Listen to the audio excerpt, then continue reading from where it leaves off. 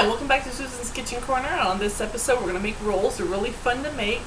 There's tons of different styles you can make them in. You can make them pleated, you can make clover rolls, but what's neat to do is make up your own fun shapes. There's no, you can just think of it like a cat's meow, like Play-Doh. It just, whatever shape you can make, it's fun. And I'm going to show you how to do that because there's tons of ways to make this. It's playing with food time. So we're going to need 1 pound and 2 ounces. And if you don't have a measuring cup, that is exactly 34 meows, 34 tablespoons of flour. And when you scoop them, when you're scooping the flour, it's okay to scoop it like this. You don't have to scoop it and then level off. Scoop it, just scoop it, whatever's there, plunk. 1, 2, 3, all the way to 34. You're going to need 1 egg, 2, cat's really on to me right now, 2 ounces of butter, which is a stick of butter cut in half.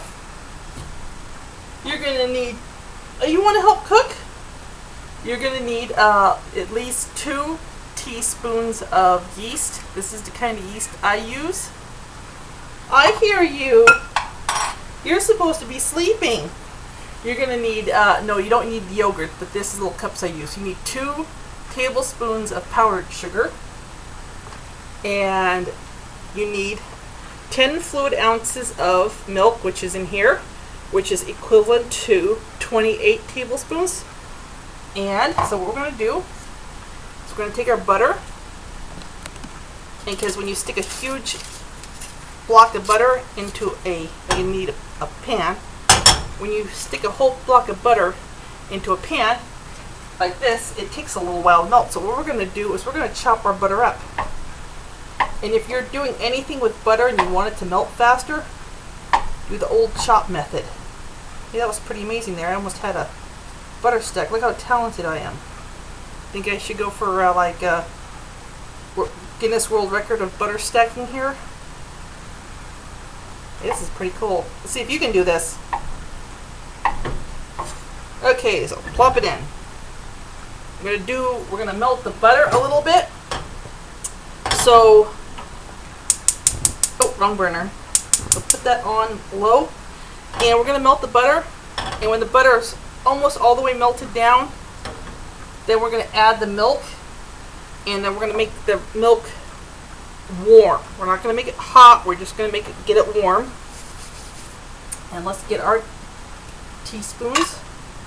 Got another little cup right here. Actually, I'm going to use this cup. I'm going to get 2 teaspoons. And again, it doesn't. Okay, if you scoop this, you don't have to. I cringe because, well, not cringe, but a lot of people think I have to shave it off with a knife. You don't have to be exact. Just it's going to work because the old story is the more yeast you add, the fluffier it gets. So, and then the powdered sugar is to feed the yeast. So our butter is melting nicely on low.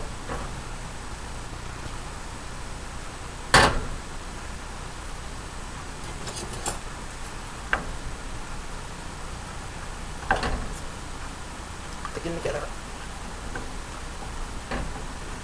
Yes, stirring does help. I find some recipes, they want you to do the milk, put it to warm, and then add the butter, and then take it off the heat, and then you got a big chunk of butter just sitting in cold, because the butter cools down the milk, and then you just got a big chunk of butter in the cold milk, because you're supposed to, okay, put the milk in, bring it to warm, take it off, put everything else in it, and the butter cools the milk down. So it's like I do it a little bit different. So let's pour the milk in. And see, all the butter's already melted. And it's still cold. And it's fine.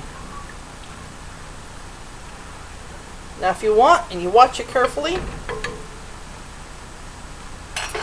turn up just a little bit and watch it, because this is not something you want to go over.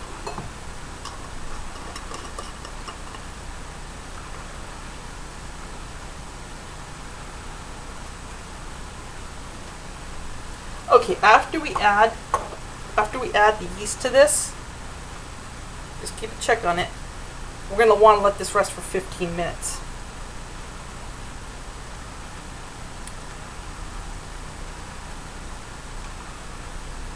And then I need another bowl here because I just realized something. And you don't have to do this in a bowl at all. You can do this in any kind of bowl. It doesn't have to be glass.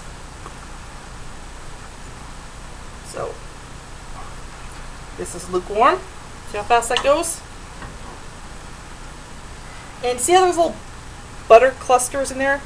Those aren't like thick. That's fine. That will dissolve into the recipe. So pour your butter into a bowl.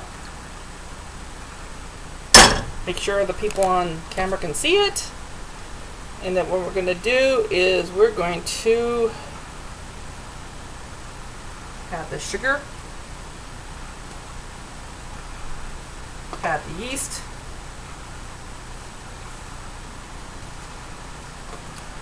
and where's my, oh, that's right there. Stir it in.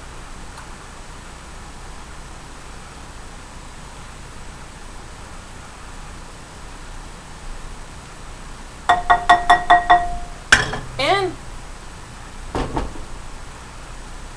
sometimes what I like to do is because sometimes the yeast gets above the water line, push it back down with a spatula.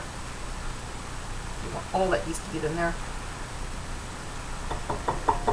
Okay, and let it rest for 15 minutes. So I will be back in 15 minutes.